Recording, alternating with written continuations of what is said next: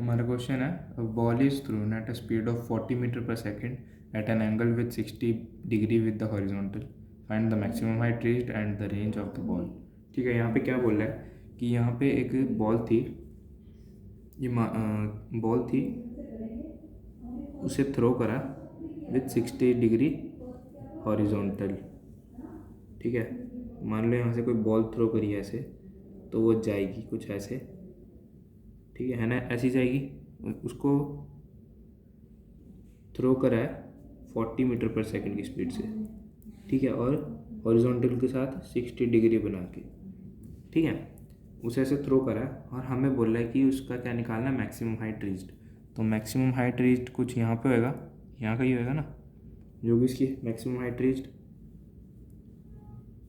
H, मैं इसे H बोल देता हूँ।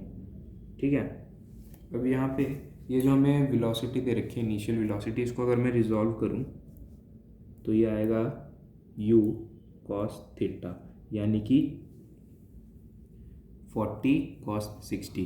ठीक है, अगर इसको अगर मैं रिजॉल्व करूँ x डायरेक्शन में तो ये आएगा हमारा u sin थीटा। ठीक है, हमें बोला है कि हाइट निकालनी है, मैक्सिमम हाइट। तो हाइट किस डायरेक्शन में है, हाइट है वर्टिकल मोशन है।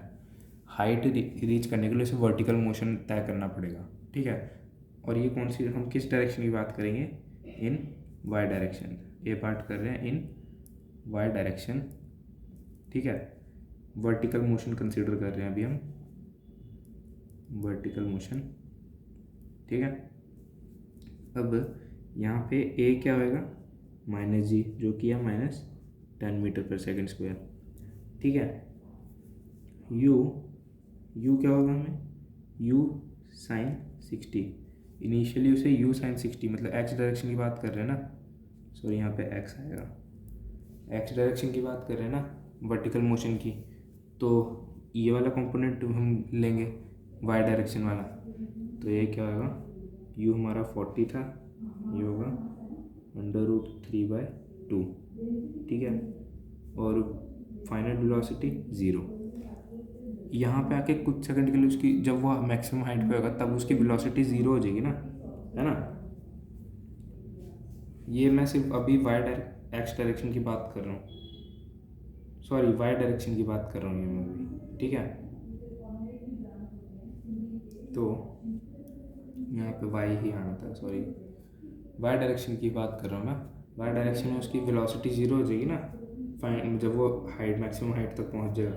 तो अगर मैं थर्ड इक्वेशन यूज़ करूँ मोशन की, v² - u² = 2as। हमें मैक्सिमम हाइट निकालने का है तो हम वैल्यूज पुट कर देंगे सिंपली।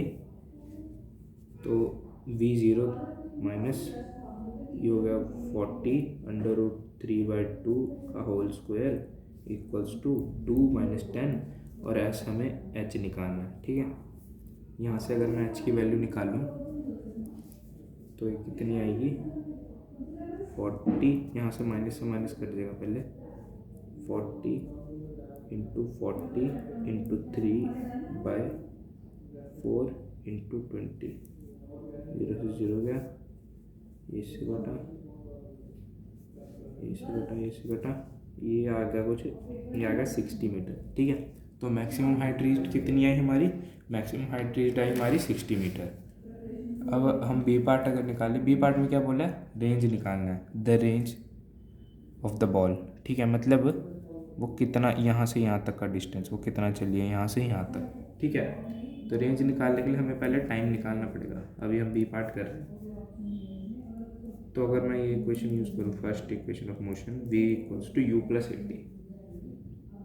अभी मैं वहीं वाई डायरेक्शन ही कंसीडर करके चल रहा हूँ, क्योंकि ये मेरे को t निकालना है और मैंने वाई डायरेक्शन में ये चीज़ें निकालनी हैं।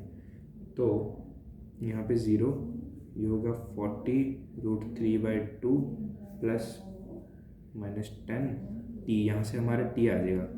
ठीक है, तो ये अगर t की वैल्यू मैं यहाँ से निकालूँ, 40 √3/2 × 10, इसे कटा है कितना है, 2√3 सेकेंड्स। ठीक है, अब ये जो टाइम आया है, ये कौन सा टाइम आया कि जो बॉल है वो यहाँ तक कितने टाइम में पहुँची है।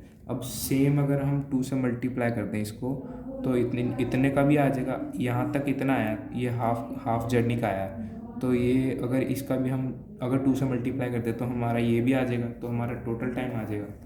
तो अगर टोटल टाइम निकालना हमें तो इसको 2 से मल्टीप्लाई करना पड़ेगा, तो ये आ जाएगा 4√3 सेकेंड्स।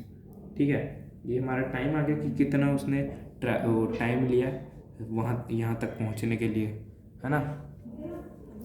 तो यहाँ से अगर यहाँ ये जो टाइम आया ये कितना है, यहाँ इतना डिस्टेंस जो इसने ट्रैवल करा है। ठीक है, अगर अब मैं यहाँ से अब मैं हॉरिजॉन्टल मोशन कंसीडर करूँ, हॉरिजॉन्टल मोशन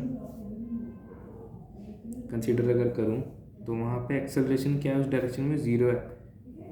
एक्स की डायरेक्शन में कोई एक्सेलरेशन तो नहीं मिल रहा ना, वाई डायरेक्शन में उसे हमेशा -g का एक्सेलरेशन मिल रहा था। ठीक है, और v जो है वो कांस्टेंट है, v इज़ कांस्टेंट। ठीक है, u हमारा u cos थीटा यानी कि 40 cos 60 डिग्री हो, यानी 40/2 that is 20 metre per second. अब जो हमारे u है वो y डायरेक्शन में x डायरेक्शन में हमेशा यूनिफॉर्म रहेगा, क्योंकि उसे जितनी स्पीड से इस तरफ फेंका गया उसकी स्पीड उतनी ही रहेगी हर वक्त, उसकी वेरी नहीं कर रही कहीं पे भी। जबकि y डायरेक्शन में उस पर एक्सेलरेशन लग रहा था, इसलिए उसकी स्पीड पहले कम हो रही थी फिर ज़्यादा हो रही थी, है ना। तो यहाँ से हम निकाल लेते हैं उसका डिस्टेंस, उसने कितना ट्रैवल करा, यानी कि रेंज निकालनी है। तो हमें v पता लग गया, मतलब स्पीड पता लग गया, टाइम पता लग गया, तो हम डिस्टेंस निकाल लेते हैं vt करके। तो 20 × 4√3, तो ये आ गया 80√3, तो 80√3 उसकी रेंज आ गई। ठीक है, तो ये होगा हमारा बी पार्ट।